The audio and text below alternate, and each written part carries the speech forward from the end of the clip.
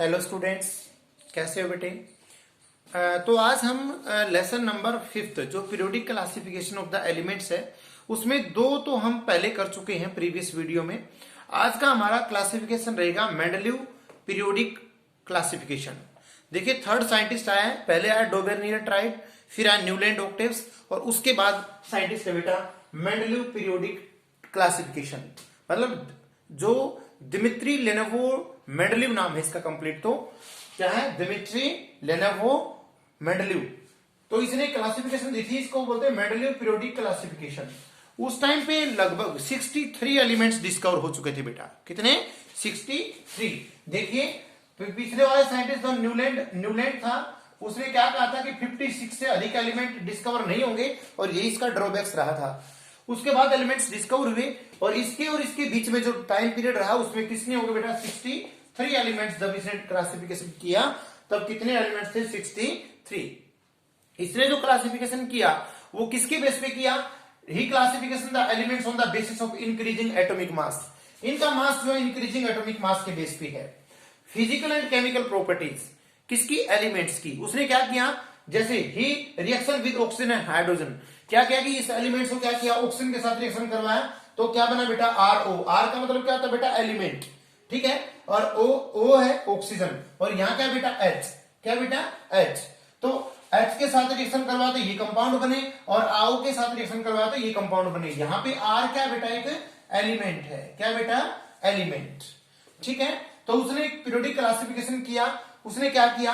जो वर्टिकली बनाए ये तो क्या बनाए बेटा? ग्रुप्स। कितने बनाए बेटा? वर्टिकली ग्रुप्स बनाए। और जो ओरिजेंटली है ये क्या बनाए बेटा? पीरियड्स। क्या बनाए बेटा? पीरियड्स। तो देखिए ये पीरियड है और ये क्या बेटा? ग्रुप्स, ठीक है। तो यहां पे देखो 1 2 3 4 5 6 7 और 8 कितने ग्रुप है बेटा? 8 ग्रुप है, ठीक है। उसने क्लासिफिकेशन किया जैसे हे ली ने की रब से बस फरियाद फ्रेंडशिप डिस्कवर नहीं हुआ था उस टाइम पे, जो आज मॉडर्न पीरियोडिक टेबल में आप पढ़ रहे हो।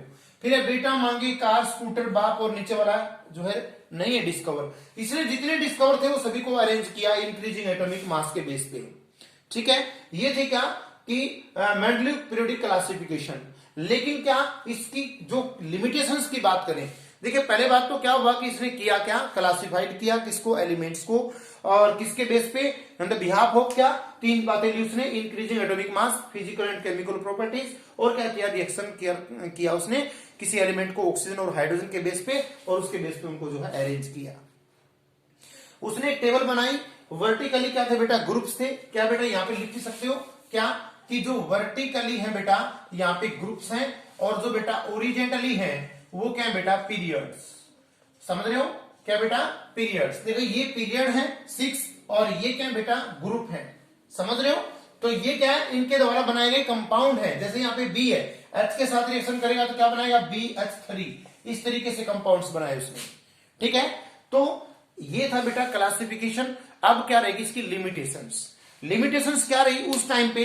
भाई उस टाइम पे क्या किया उसने? एक सिंगल स्लोट में, देखो इधर यहाँ पे हमें एक सिंगल स्लोट है बेटा, उसमें दो एलिमेंट रख दिए, पोटेशियम भी रख दिया, कॉपर भी रख दिया, ठीक है। यहाँ पे सेलेनियम भी रख दिया, क्रोमियम भी रख दिया। तो उसकी एक कमी थी क्या? सिंगल स्लोट में एक ये जो सिंगल स्लोट है बेटा इसके अंदर एक ही एलिमेंट रखना होता है, जबकि ये क्या रहा कि इसकी ये फेलियर का कारण बना।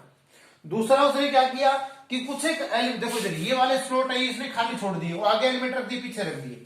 अब बोला गया कि ये भी इसकी कमी का कारण था। लेकिन उसी टाइम उसने क्या काम कहा? उसने प्रिडिक्शन कर दी, उसने अपने एक भविष्यवाणी की क्या कि भाई इन फ्यूचर जो एलिमेंट डिस्कवर होंगे वो इसके अंदर जो है सेट हो जाएंगे। और इतना अचीवमेंट मिली उसको बेटा, उसका लकी था कि उसी टाइम पर 3 एलिमेंट्स डिस्कवर हुए।